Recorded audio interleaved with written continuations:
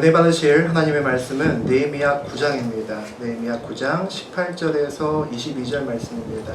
구약성서 739페이지에 있습니다. 또 그들이 자기들을 위하여 송아지를 구워 만들고 이르기를 이는 곧 너희를 인도하여 애굽에서 나오게 한 신이라 하여 하나님을 크게 모독하였사오나 And when they cast for themselves an image of a calf and said, "This is your God who brought you up of Egypt," or when they committed awful blasphemies. 주께서는 주의 크신 긍휼로 그들을 광야에 버리지 아니하시고는 낮에는 구름 기둥이 그들에게서 떠나지 아니하고 그들 길을 인도하여 밤에는 불기둥이 그들이 갈 길을 비추게 하셨사오며 Because of your great compassion, you did not abandon them in the desert. By day the pillar of cloud did not cease to guide them on their path, nor the pillar of fire by night to shine the way they were to take. 또 주의 선한 영을 주사 그들을 가르치시며 주의 만나기가 그들의 입에서 끊어지지 않게 하시고 그들의 목마름을 인하여 그들에게 물을 주어 You gave your good spirit to instruct them. You did not withhold your manna from their mouths, and you gave them water for their thirst. 40년 동안 그들에서 기르시되 부족함이 없게 하심으로 그의 옷이 헤어지지 아니하였고 발이 부르트지 아니하였사오며 For 40 years you sustained them in the desert. They lacked nothing. Their clothes did not wear out, nor did their feet become swollen. 또 나라들과 족속들은 그들에게 같은 나무로 주시고 그들이 시온의 땅 헬스본 왕의 땅과 바산 왕국의 땅을 차지하였나이다. You gave them kingdoms and nations, allotting to them even the remotest frontiers. They took over the country of Sihon, king of Heshbon, and the country of Og, king of Basan. 하나님 말씀입니다. 네, 우리 잘 기도하겠습니다. 하나님 감사합니다. 오늘도 주의를 허락하시고 또 주님의 말씀을 듣기 위해서 이렇게 함께 모여 계셔서 감사합니다. 하나님 오늘도 주님께서 우리에게 꼭 필요한 말씀을 주시고 또 응답의 말씀을 주시고 또 우리가 은혜 받을 수 있는 시간 될 수 있도록 우리의 마음을 열어 주옵소서, 우리의 귀를 열어 주옵소서. 이 모든 말씀 우리 주 예수 그리스도의 이름으로 기도드립니다. 네, 우리 방금 전에 느헤미야 9장 말씀을 봤습니다. 18절에서 22절 말씀을 봤죠. 우리 그 내용을 가지고 온전히 돌아오면 크게 기뻐할 수 있다. 온전히 돌아오면 크게 기뻐할 수 있다라는 제목으로 함께 은혜를 나누겠습니다. 우리 예전에 제가 어렸을 때 또 좀 커서도 몇 번 편지를 받은 적이 있습니다. 여러분도 이런 편지 다 받아보셨을 겁니다. 행운의 편지 몇 번 받아봤습니다. 어렸을 때 집 앞에 마당에 나가보니까 편지 봉투가 하나 있었습니다. 열어봤더니 이것은 행운의 편지입니다로 시작하더라고요. 이 편지는 누구에게 어떤 행운을 주었고 어떤 사람에게 어떤 행운을 주었다라고 얘기를 쭉 행운에 대한 이야기를 하다가 뒤쪽에 이 편지를 읽으면 4일 안에 7개의 편지를 써서 반드시 다른 사람에게 줘야 된다 이렇게 되어 있더라고요. 그렇지 않으면 이런 불행이 막 올 거다고 위협하는 그런 편지였습니다. 이름은 행운의 편지인데 도대체 행운의 편지인지 불행의 편지인지 잘 모르는 그런 편지를 받은 기억이 있습니다. 어릴 때는 그걸 받은 다음에 어떻게 해야 되지? 이걸 버려야 되나? 나도 7장을 써야 되나? 고민한 적도 있었습니다. 어떤 사람은 무시하고 버리기도 하고 어떤 사람은 그래도 찜찜하니까 또 7장을 써서 애꿎은 남의 대문에 찔러놓고 도망가는 사람도 있었을 겁니다. 장난일 수도 있고 별거 아닐 수도 있는데 이것이 사실은 미신입니다. 사실은 종교행위죠.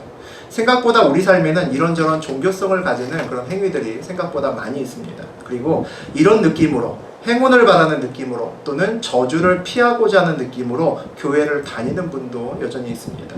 아직 하나님이 어떤 분인지 모르고 아직 믿음으로 사는 것이 어떤 것인지 잘 모르기 때문에 그럴 수 있는 거죠. 오늘 말씀을 통해서 하나님이 어떤 분이신지 그리고 하나님을 믿는다는 것이 무엇인지 함께 살펴보는 그런 시간이 되었으면 좋겠습니다. 우리 먼저 1절 함께 보겠습니다.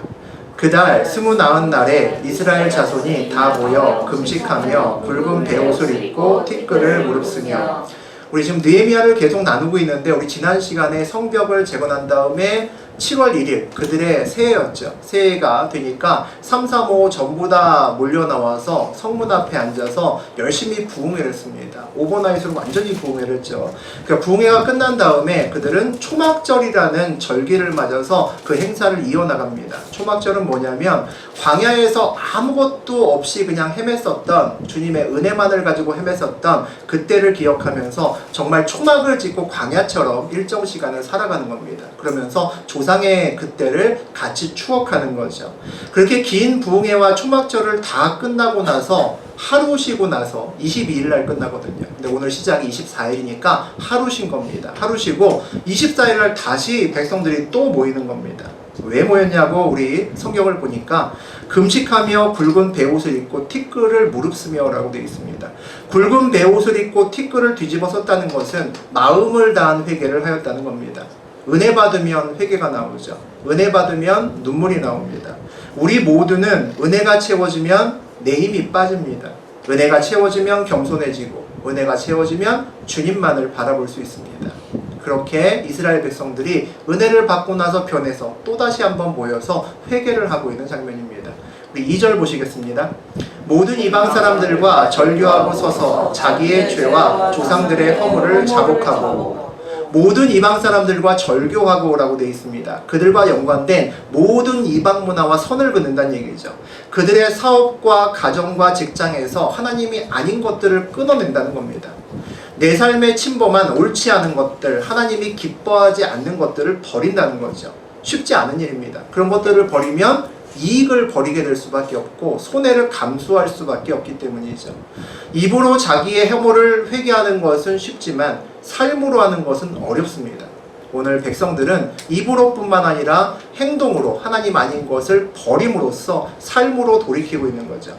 이스라엘 백성들이 이와 같이 온전한 회개를 하는 이유가 뭘까요? 본문을 다시 보니까 모든 이방 사람들과 절교하고 서서라고 되어 있습니다. 서기 위해서입니다. 하나님 앞에 온전히 서기 위해서죠. 하나님 앞에 온전히 서려면 깨끗해야 되기 때문입니다. 하나님 외에 내가 붙들고 있는 것들과 절교해야 되기 때문입니다. 삶에서 나의 마음이 온전히 들여져야 하나님 앞에 설 수 있기 때문이죠. 우리 3절 보겠습니다. 이날에 나 4분의 1은 그 제자리에 서서 그들의 하나님 여호와의 율법책을 낭독하고 나 4분의 1은 죄를 자복하며 그들의 하나님 여호와께 경배하는데 나 4분의 1은 그 자리에 서서 그들의 하나님 여호와의 율법책을 낭독하고 라고 되어 있습니다. 낮에 첫 4분의 1의 시간은 오전 6시부터 9시까지를 얘기합니다. 그러니까 3시간 정도가 되는 거죠. 이 3시간 남짓한 시간을 율법책을 낭독했다는 이야기입니다. 본격적인 회개를 하기 전에 말씀을 먼저 본다는 겁니다. 하나님 말씀에 나를 비추어 보는 것이 먼저라는 거죠. 말씀의 거울에 나를 비추어 보게 되면 나의 보이지 않던 죄까지 허물까지 보게 됩니다. 무턱대고 잘못을 회개하는 것이 아니라 말씀에 비추어 계명에 비추어서 정확히 회개해야 되기 때문입니다. 무턱대고 죄를 회개하면 회개가 아니라 그냥 후회나 반성만 하기가 쉽습니다. 후회가 아닌 회개를 하려면 방향을 바꿔야 되는데 방향을 바꾸는 데는 말씀이 반드시 필요하다는 겁니다. 말씀은 우리 삶의 등대고 내비게이션의 역할을 하기 때문이죠. 말씀은 우리 인생의 방향을 제시합니다. 말씀이 바로 서면 우리는 우리가 가야 될 길을 명확히 골라낼 수 있습니다. 그래서 말씀을 정확히 하는 것은 중요한 거죠. 나 4분의 1은 그 제자리에 서서라고 되어 있습니다. 말씀을 늘 읽고 삶에서 말씀을 살아내면 우리는 우리가 서야 될 자리가 어디인지 알 수 있습니다. 말씀은 우리를 제자리에 서게 만듭니다. 말씀은 우리가 서야 될 자리가 어디인 줄 알고 거기에 서게 만들고 우리의 자리를 지키게 만듭니다. 우리는 살아가면서 내가 어디 서 있는지를 늘 체크하고 살아가야 됩니다. 내가 늘 말씀 아래 있는지를 봐야 된다는 거죠. 말씀의 자리를 떠나면 되지 않고 그 자리를 떠나면 우리는 보통 죄의 자리로 가게 됩니다. 나 4분의 1은 죄를 자복하며 라고 되어 있습니다. 그 다음에 4분의 1의 시간은 오전 9시부터 12시까지의 시간입니다. 3시간의 긴 회개 시간이 있다는 이야기입니다. 회개는 두리뭉실하게 얘기하는 것이 아닙니다. 나의 감정에 치우쳐서 그냥 잘못했다고 눈물 흘리고 끝나는 것이 아닙니다. 구체적으로 말씀에 비추어서 회개하고 내가 무엇을 잘못했는지 명확하게 고백을 해야 되는 겁니다. 그렇게 되면 하나님이 왜 나의 죄를 싫어하시는지 그 하나님의 마음을 우리가 알 수 있게 되기 때문입니다. 그들의 하나님 여호와께 경배하는 데라고 되어 있습니다. 우리가 말씀을 읽고 회개하는 본질적인 이유는 하나님께 온전히 경배하기 위함이라는 거죠. 우리 수요일에 사무엘상 강해 설교를 하고 있습니다. 여호와의 궤가 블레셋을 돌다가 이스라엘 백성에게로 넘어오죠. 베세메스라는 곳으로 왔습니다. 그런데 이 베세메스 사람들이 여호와의 궤를 경솔히 다루죠. 경외하지 않고 경솔하게 다룹니다. 그래서 베세메스 사람들마저 70명이 죽는 엄청난 재앙이 오죠. 그 다음에 이 궤가 어디로 갑니까? 그 기럇 여아림이라는 곳으로 갑니다. 그런데 기럇 여아림 사람들은 훨씬 더 슬기롭게 대처합니다. 그들은 여호와의 궤를 지키기 위해서 엘르아살이라고 하는 사람을 거룩하게 구별합니다. 기럇 여아림 사람들은 하나님을 어떻게 대해야 되는지 아는 사람들이죠. 그래서 그들은 한 사람 엘리아살을 거룩하게 준비시키고 여호와의 궤를 지키게 합니다. 하나님은 사람을 중요하게 생각합니다. 여호와의 궤를 지키기 위해서 멋진 집, 화려한 천막 이런 것들이 필요할 수 있겠죠. 하지만 그 전에 사람을 봅니다. 거룩한 사람이 구별되는 것이 먼저라는 거죠. 말씀을 읽고 깨닫고 회개하는 이유는 우리를 거룩하게 하기 위함입니다. 거룩해야 하나님 앞에 온전히 설 수 있고 거룩해야 온전히 경배할 수 있기 때문입니다. 우리 4절과 5절 보시겠습니다. 레위 사람 예수아와 바니와 감미엘과 스바냐와 분니와 세레비아와 바니와 그나니는 단에 올라서서 큰 소리로 그들의 하나님 여호와께 부르짖고 또 레위 사람 예수아와 감미엘과 바니와 하상냐와 세레바와 호디야와 스바냐와 부다디아는 이르기를 너희 무리는 마땅히 일어나 영원부터 영원까지 계신 너희 하나님 여호와를 송축할지어다. 주여 주의 영화로운 이름을 송축할 것은 주의 이름이 존귀하여 모든 송축이나 찬양에서 뛰어나니이다. 우리 이름이냐고 고생하셨습니다. 원래 오늘 그 통독할 같이 내용을 1절에서 5절까지 했다가 앞에서 읽으시는 분들 때문에 제가 얼른 바꿨습니다. 예, 오늘 4절과 5절의 내용을 보면 전부 다 공통적으로 레위 사람이 나옵니다. 레위 사람, 영적 지도자들이죠. 무슨 얘기냐면 영적 지도자들이 먼저 회개하고 단에서 부르짖어야 된다는 얘기입니다. 중요한 일이죠. 하나의 교회가 바로 서기 위해서는 목회자 그리고 직분자, 중직자들이 먼저 무릎 꿇고 먼저 회개하고 먼저 부르짖고 거룩해져야 된다는 이야기입니다. 온전히 돌아온 하나님의 사람으로서 누릴 수 있는 특권과 행복이 있습니다. 내 상황과 상관없이 하나님 아버지께 부르짖을 수 있다는 겁니다. 그분이 나의 목소리를 듣고 계시기 때문입니다. 부르짖으면 부르짖은 만큼 은혜가 채워집니다. 내가 하나님의 이름을 목청껏 부르짖으면 그 부르짖는 만큼 은혜가 채워집니다. 이것이 신앙의 비밀이죠. 분명히 힘들어서 교회에 온 사람들이 많습니다. 그래서 기도합니다.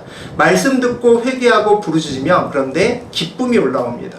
처음에는 눈물로 근심으로 기도를 시작하는데 나중에는 기쁨과 찬양으로 끝내는 경우가 얼마나 많은지 모릅니다. 예수를 만난 자만이 알 수 있는 기쁨이죠. 너희 무리는 마땅히 일어나 영원부터 영원까지 계신 너희 하나님 여호와를 송축할지어다 라고 되어 있습니다. 온전히 돌아온 하나님의 사람으로 누릴 수 있는 또 다른 특권은 하나님을 송축하는 겁니다. 내 상황과 관계없이 기뻐할 수 있고 하나님을 송축할 수 있는 이유가 있습니다. 우리가 모든 힘든 문제 앞에서 당당할 수 있는 이유가 있습니다. 내 앞에 모든 문제보다 상황보다 하나님이 더 크시기 때문입니다. 문제보다 나의 하나님을 길게 바라보면 우리는 마음을 다하여 내 문제와 상관없이 하나님을 송축할 수 있죠. 하나님을 송축할 수 있는 것은 우리의 특권입니다. 우리 6절 보시겠습니다.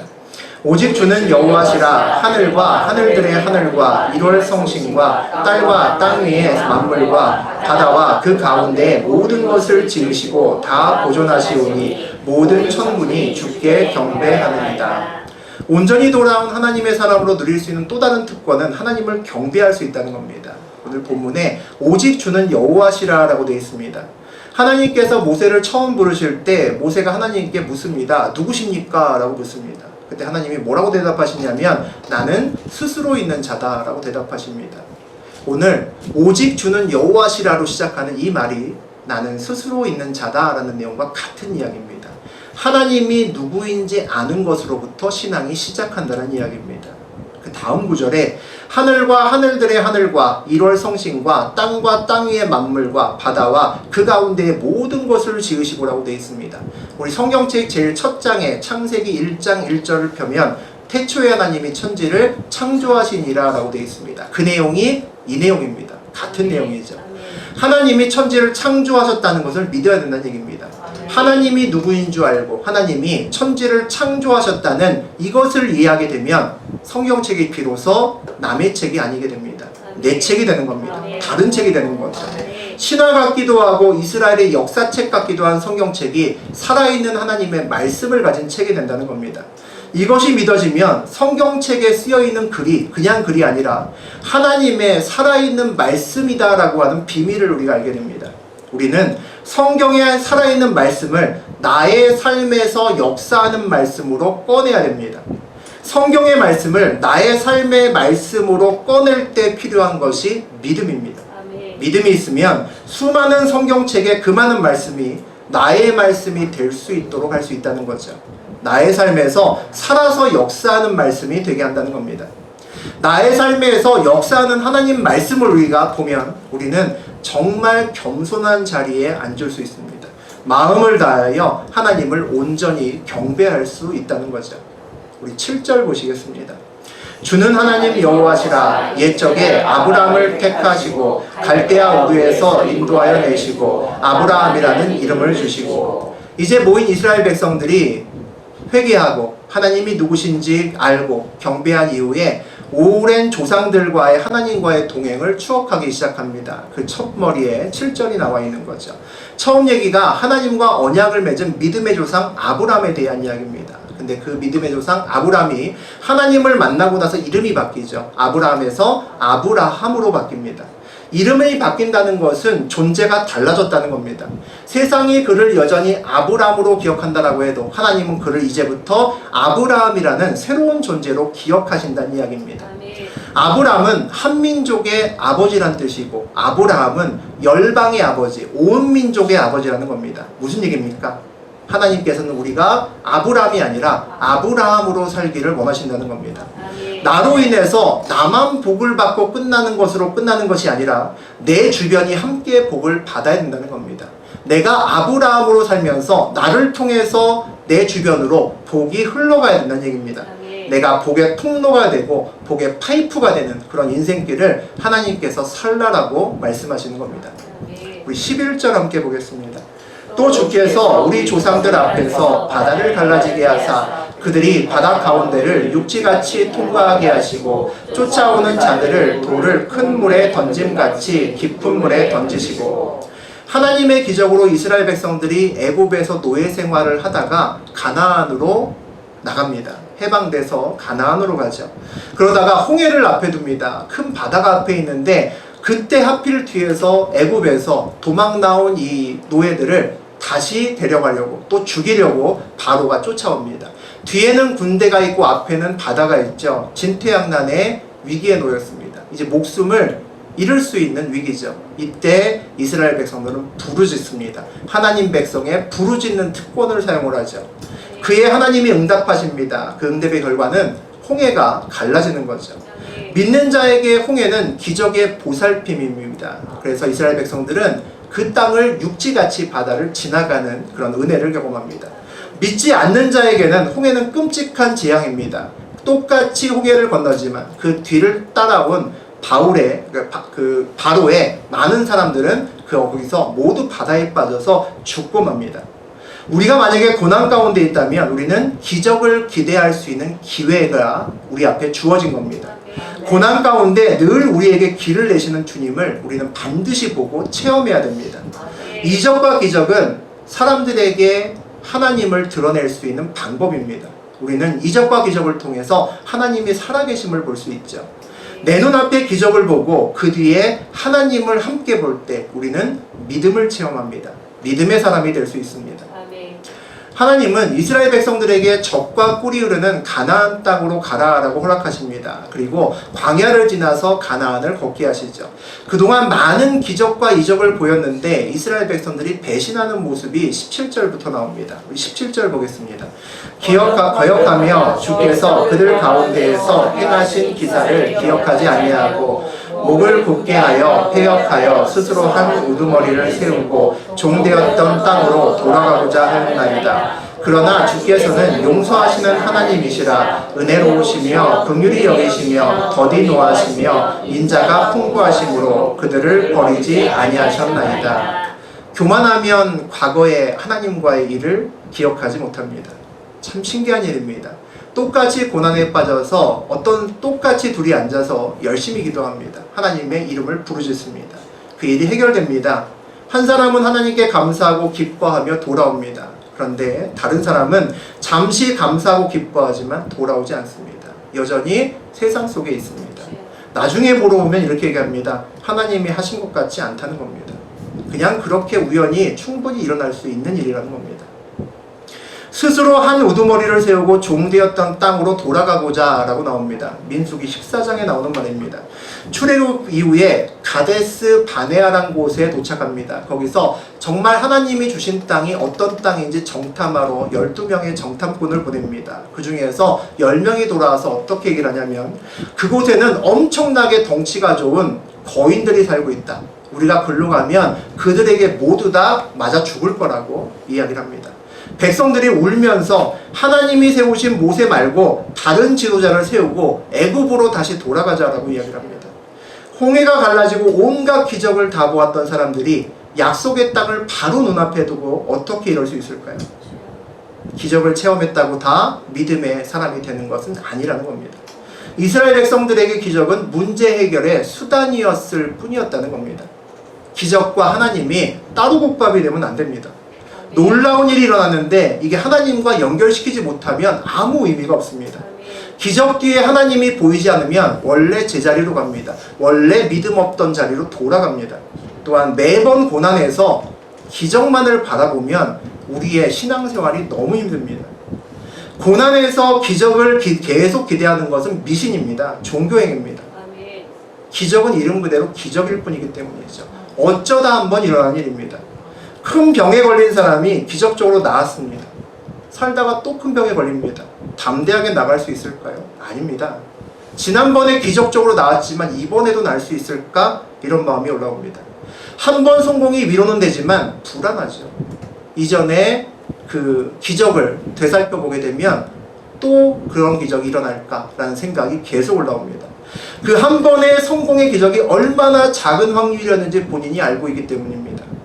그래서 고난이 오면 기적이 아니라 하나님을 바라보셔야 됩니다. 우리는 그것을 믿음이라고 부릅니다. 기적이 아니라 기적을 주시는 분을 바라볼 수 있으면 우리 삶이 달라집니다. 기적은 확률입니다. 하지만 기적을 주시는 하나님은 확률에 따라서 움직이지 않습니다.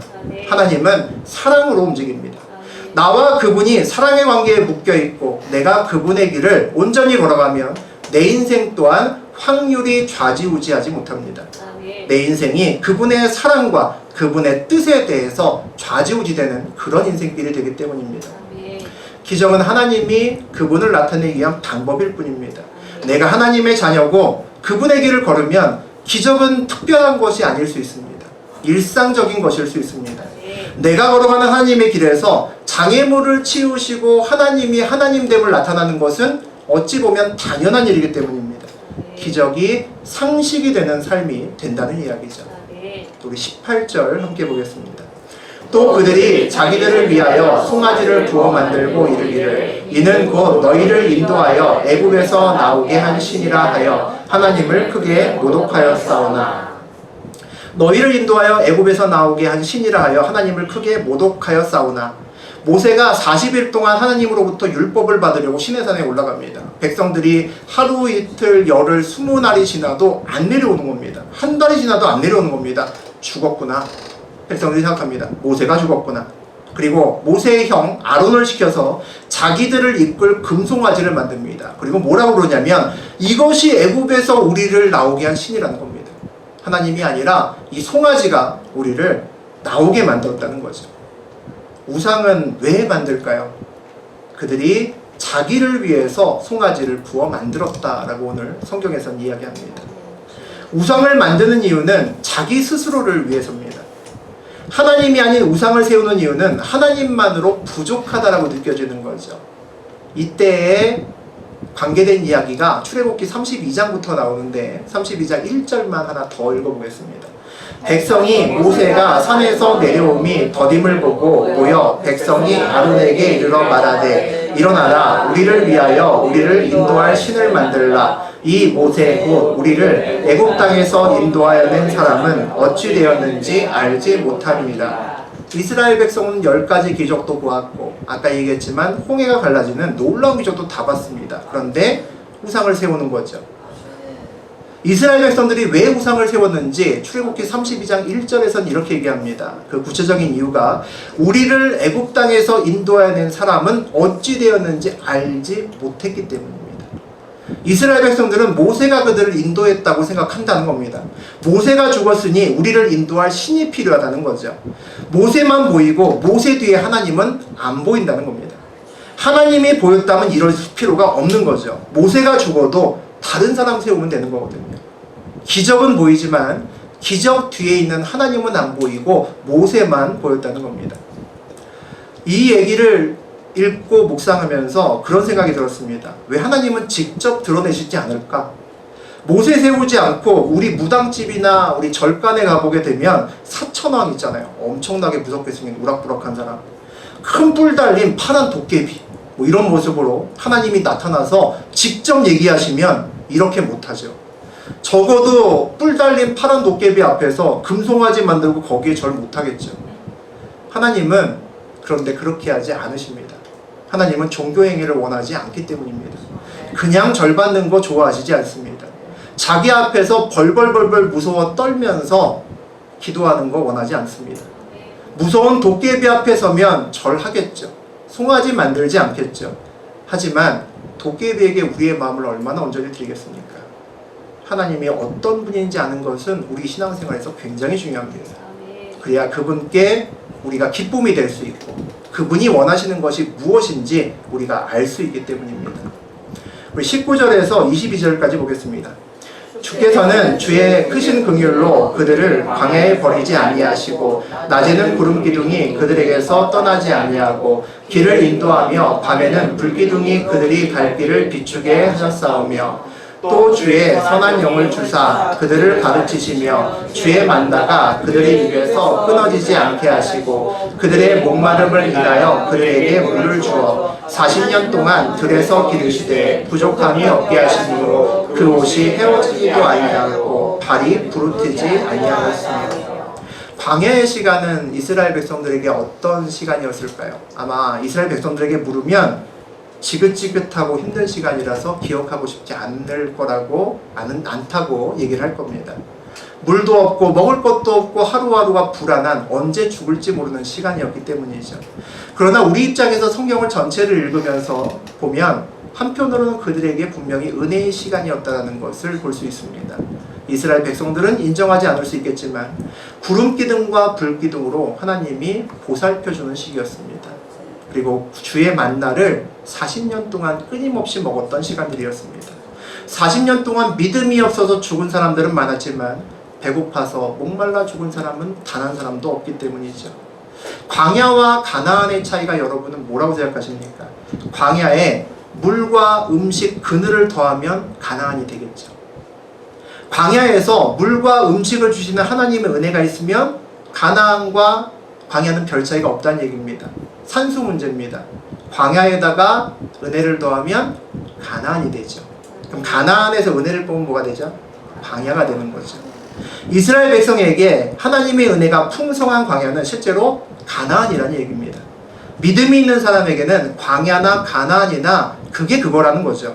광야는 전적인 하나님이 인도하시는 그 은혜를 체험하는 시간이고, 가나안은 광야 때 배운 하나님을 믿는 그 믿음을 가지고 내가 걸으면서 하나님을 누리는 그런 은혜를 내가 만끽하는 그런 시간입니다. 살면서 하나님께 연단을 받으면서 도망가고 싶다라고 생각한 적이 있습니다. 하나님 제발 이곳에서 저를 꺼내달라고, 이제 더 이상 못하겠다고 그렇게 기도한 적이 있었습니다. 하나님 응답은 단호했습니다. 그곳에서 도망치면 내가 데려다가 똑같은 곳에 데려다 놓을 거다라고 저에게 말씀하셨습니다. 힘들었습니다. 그런데 그 시간 다 지나고 나니까 요즘엔 그런 생각이 듭니다. 하나님 뜻에 따라서 분명히 걸어갔던 그 연단길이었는데, 어차피 하나님이 책임지는 시간이었는데 또다시 걷고 싶진 않지만 만약에 걸을 수밖에 없는 상황이 생긴다면 이전과는 달리 평안한 마음으로 걸어갈 수 있을 것 같았습니다. 불안하지 않고 걱정하지 않고 걸을 수 있겠다라는 생각이 들었습니다. 그 길은 배고파서 목말라서 죽지 않는 길이기 때문입니다. 그 길은 나의 믿음과 성품을 다루는 그런 시간이기 때문입니다. 나의 믿음과 성품이 바뀌면 그 시간은 끝나기 때문입니다. 이스라엘 백성들도 40년 동안 하루도 빠짐없이 만나가 내릴 줄 알았다면 광야의 시간 동안 그렇게 불평불만하면서 걸을 필요 없었을 겁니다. 오늘은 배를 채웠는데 내일은 배를 채울 수 있을까 걱정하지 않아도 됐을 겁니다. 만나를 거두는 장면을 보면 재밌습니다. 첫 번째 만나는 적당량을 거둡니다. 정해진 양만을 거두게 하십니다. 과도하게 욕심내지 말라는 거죠. 물질에 빠지지 말라는 겁니다.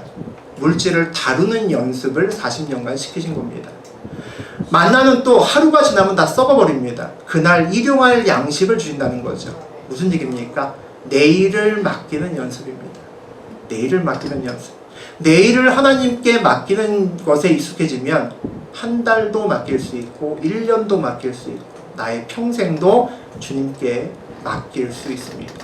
하나님의 보살핌이 얼마나 우리를 행복하게 만드는지 21절의 제일 뒤쪽을 보면 그 옷이 헤어지지 아니하였고 발이 부르트지 아니하였다라고 되어 있습니다. 그것까지 하나님께서 돌보신다는 거죠. 이스라엘 사람들은 오늘 오랜 회개를 통해서 하나님께 돌아옵니다. 오늘 베옷을 입고 티끌을 머리에 쓰고 회개로 시작했습니다. 하나님을 바라보고 하나님과 함께했던 조상들의 출애굽, 광야, 가나안 입성까지를 추억합니다.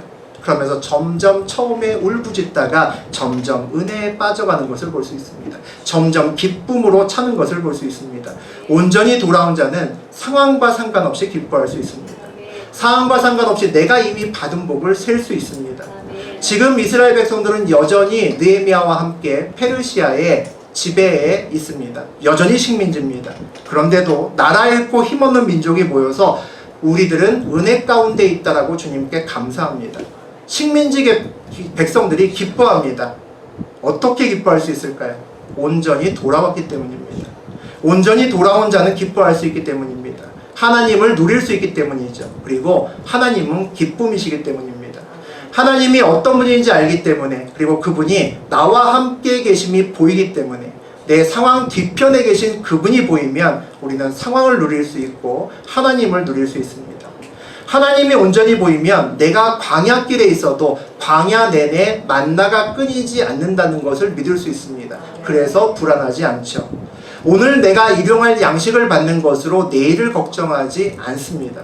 온전히 돌아온 자만이 내 인생길을 주님께 맡기고 그 길을 걸으면서 크게 기뻐할 수 있습니다. 여러분의 인생길을 걸으면서 크게 기뻐하시는 저와 여러분이 되셨으면 좋겠습니다. 아멘.